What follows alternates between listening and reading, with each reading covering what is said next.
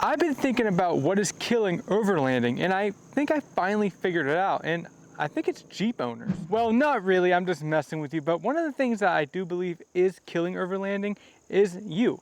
Not specifically you, but people in general. With the rise of social media over the years and the rise of outdoor activities, people tend to show exactly where these locations are, which tend to actually ruin these areas over the course of a few years.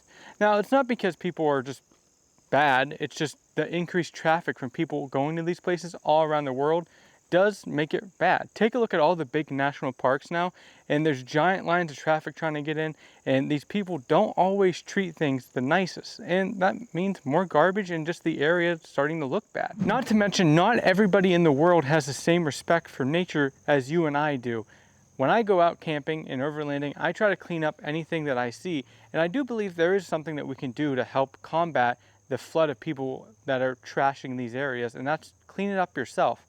If you see something when you're out on the trail, pick it up, throw it in your truck, throw it in your Jeep, throw it in your vehicle. Take a spare garbage bag with you to keep these areas clean. I can't tell you guys how many times I went to a camp spot and it was trashed, and I end up filling up my own garbage bags that I have to get it out of there. Now, it may be all in vain. Maybe next weekend somebody goes there and trashes it again, but at least I'm trying to do my part in keeping things clean and keeping them open. Eventually, these spots that I go camping at, because I am camping on public land in national forest, if the Forest Service sees these places getting trashed enough and they get tired of cleaning up too, they will just close them down so you can't see them at all anymore. You can't go camping at these remote locations. They're just shut down roads so people can't even enjoy them. So I do recommend, if you're going out camping, please either clean it up if it's a mess when you get there, or make it look like you were never there to begin with. And as a social media creator myself, I think I have a responsibility in protecting these areas as much as I can too, as I create content around them. So when I make my videos, I don't give direct directions on where I'm at. I give very generic directions, like the national forest I am, or maybe this estate I'm in. And I think that's more fun for you guys. You can go out and explore and try to find the places that I've been at, and it protects them from people flooding these areas.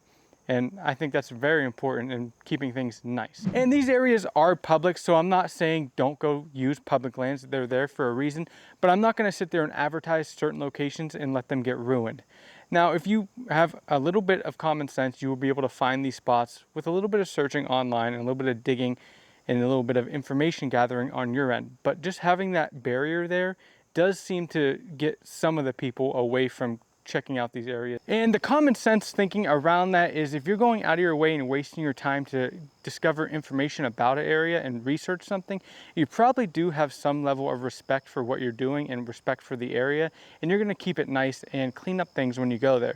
And that's why I kind of keep that level of that barrier of entry for the places I go, because I want to keep them as nice as I can. That is a really big threat to overlanding, but there is a bigger one out there, and that's the government selling our public land. I've seen a few stories over the past few years of the government trying to sell our public land in different states. This is very bad, and it's actually one of the only cases where I do lean towards having government restrictions. Now, if you know me in person, and maybe you've seen me on some videos, I'm not a big fan of the government, but there is a time and place for government intervention, and I think protecting our public lands is one of them. With some of these states trying to sell public land to private investors, I think that is a recipe for disaster. A private company is only looking at these areas for money. That's very bad. Even if the private investor buys it originally for a good cause, you never know if that investor is going to run out of money and have to sell it to an even worse investment firm that's just going to strip it of all its resources. Next thing you know, you're going to have Dollar Generals popping up around the Grand Canyon. Obviously probably not that bad, but I do think the government needs to keep these areas locked down as much as they can to ensure that these places are staying beautiful and not being sold to corporations. I very seldom talk politics on this channel, but I do think it's important to be educated and understand what's going on in the country that we live in. And this is a problem that can happen. So keep an eye out on that. Now, it's obviously not in all of our controls. And what you can do is get educated on your local policies and local people running for government. Now, a lot of people only care about who's in office, who's the big guy, who's the chief. It's important, but not as important as your local government. So please do research on how you're voting and your local policies and make sure they align with what you actually care about. I know this video was a little bit boring talking about politics and overlanding as a hobby, but I do think it's important to get this information out there. I've been thinking about it for a while, and I do love this hobby, and I want to keep it great. And I want other people in the future generations to be able to experience it the way I have. And the only way to make sure that happens is to educate people and to actually be a driving force to make this hobby stick around and maybe even grow it one day. Well, if you feel the same way, please let me know in the comments what you think about overlanding. Do you think there's any threats to it?